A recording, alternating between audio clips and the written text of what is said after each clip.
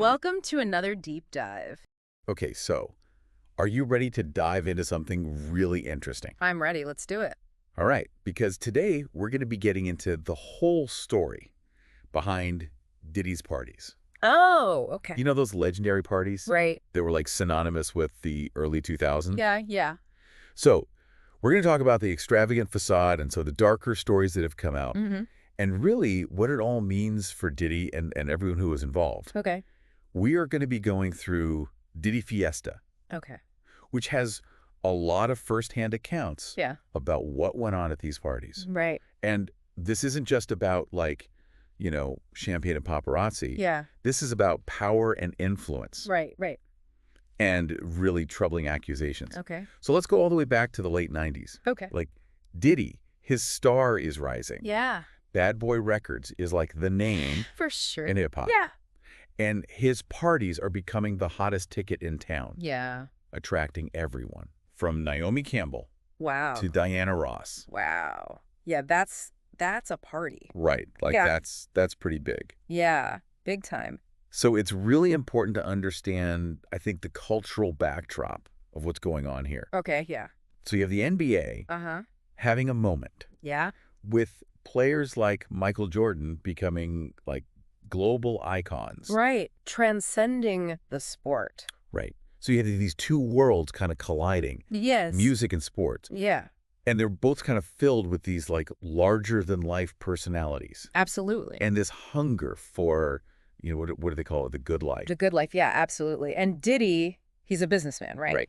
So he recognizes that. He sees an opportunity. He's Wow. like, I can bring these two worlds together. I can create these exclusive events. Yeah, and he does. And he does. And we're talking about the infamous white parties. Okay, yeah. Everyone in white attire. Oh, wow. Champagne. I can only imagine. The hottest names in music and sports. It was extravagant. Yeah, it sounds like it. Yeah. But, we have to talk about the other side of this.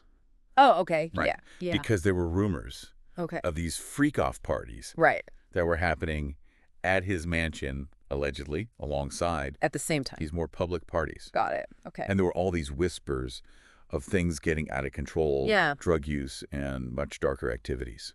Yeah, and this is where it gets really complicated. Right. Because now you're talking about some serious stuff. Yeah. Like, this isn't just like a party getting a little out of hand. Right. This is potentially criminal activity we're talking about here. This Right. is potentially sexual assault. Yeah. There's whispers of even darker stuff, things with serious legal ramifications.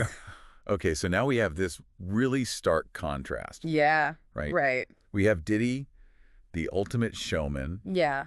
creating this, extremely glamorous, super exclusive experience. And then on the other hand, Yeah. you have these very, very disturbing allegations. Yeah. Kind of lurking beneath the surface. Behind the scenes. Right. And it makes you wonder what was really going on. Yeah. Like, was this a part of it the whole time? Yeah. Or did it kind of escalate as his power and influence grew? Yeah. And that's something that we're going to unpack Right. as we kind of go deeper into this whole story. That's okay. Yeah. And it gets even more kind of sus when you think about some of the things Diddy himself has said. Oh, really? Like what? There's this interview he did on Conan O'Brien. Yeah. And looking back on it now, Right. it's kind of wild. Yeah. It's like he's almost giving a guide to throwing these insane parties. Really? Yeah. It's Wow. like how to throw a Diddy party 101. Wow. And this is all before any of this comes out. Yeah. At the time, it just seemed like Diddy being Diddy. Right. Charming. Yeah, just like hamming it up for the cameras. Right. But now... some of the things he says are just like downright creepy. Okay, like what? What did he say? Well, he starts talking about how women at parties, they love to drink water. Okay. Gotta stay hydrated, right? Right. But then he's like, you might have to lock some doors. Oh my And the goodness. audience is laughing, Yeah. but knowing what we know now. Right. It's like, what are you really saying? Yeah, exactly. It's like, what's he implying there? Yeah. And then it gets even weirder. Oh, God. He makes this joke about turning off the AC. What? Yeah, he's like, the heat makes people more comfortable. Oh, my God. Lets him sweat a little bit. Oh, come on. It's just like, what? Yeah, that's not a good look. No, not at all. And so it leaves us with this question of like, was this just Diddy being a showman? Right. Was this all carefully crafted? His persona? Yeah, or was this like A glimpse behind the curtain. Exactly. Okay. Like, was there something darker going on beneath those jokes? It really makes you question everything, you know? Yeah. It's like how much of what we see is just a facade? Mm-hmm. And how does something like this go unchecked for so long? That's what I want to know. Like, how does this happen? I think it speaks to celebrity and how we idolize certain figures. Right? We give them a pass, even when they're a red flag. And I think especially in this case, it wasn't just whispers, right? Not at all. Like, things took a very serious turn when the FBI raided his homes. Oh, yeah, absolutely. And what they found Was not good. was not good. 3 AR-15s I mean, come on. with the serial numbers scratched off. What? Okay, that's not normal. No, not your typical party favors. Not at all. And then on top of that, a massive stash of drugs. Oh, my God. And this is where it gets, I don't know. What? They found 1,000 bottles of baby oil. 1,000. 1,000! Okay, hold on. 1,000. 1,000 bottles of baby oil and lubricant. No way. And his lawyer's explanation. Let me guess. He just likes to be prepared. He likes to buy in bulk. Oh, my God. Like it's just a Costco run. Right. But come on, 1,000. No, that... It just adds to this feeling that something was seriously wrong. Yeah. And then Sierra came forward. exactly. And her bravery really changed everything. Yeah. In 2023, when she filed that lawsuit, alleging years of abuse. It was a turning point. Yeah, because she accused him of beatings, sexual assault, Awful. forcing her to have sex with other men. Horrible. And she didn't just make vague accusations. She went into detail. She was specific.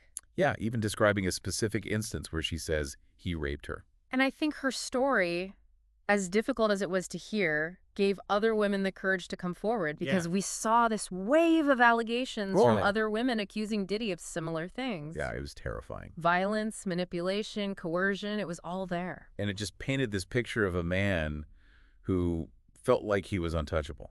Yeah, he felt invincible. Using his power to take advantage of people. And if the allegations themselves weren't enough, then those recorded phone calls came out. Right. Where you can actually hear him. Trying to intimidate people. Trying to silence people. It was shocking. Yeah, it was like listening to a master manipulator. Trying to cover his tracks. Yeah. And at that point, any doubt I had was gone. It was undeniable. It was undeniable. A man who was once seen as invincible, the life of the party, now facing some very serious accusations. Yeah, talk about a fall from grace. And the impact was immediate. Oh, yeah. He stepped down from Revolt TV. Wow. Businesses took a hit. Right, like that deal he had with Redacted? Yeah, that fell apart. I'd heard rumors, but wow. And then there were the celebrities. Oh, yeah. Who once flocked to him. Why they want to be seen with him. Suddenly they were distancing themselves. It's crazy how quickly people will jump ship, right? Yeah. It shows you how fickle fame can be. 1 minute you're on top of the world. And the next, you're persona non grata. It's like they were all living in this bubble. Yeah. And Ciara coming forward just popped it. And it wasn't just the celebrities, right? No, not at all. Like, this whole thing exposed a much bigger problem. Absolutely. It's about the system that allowed this to happen. The culture surrounding these parties. The intersection of hip-hop, Hollywood, athletes. It's about power. And the abuse of it. And Diddy was right at the center of it all. He cultivated this image. Right, like he was the gatekeeper. Exactly, the guy who could make your dreams come true. And I'm sure for some people... It was intoxicating. Especially in those industries, you know? Yeah, absolutely. Where it feels like you have to do whatever it takes to make it. People blinded by ambition. Ignoring the warning signs. And let's not forget about the media's role in all of this. Oh, you're so right. They were obsessed with Diddy's parties. They made him seem larger than life. The wilder the stories got, the more they sold. It's like they were all complicit.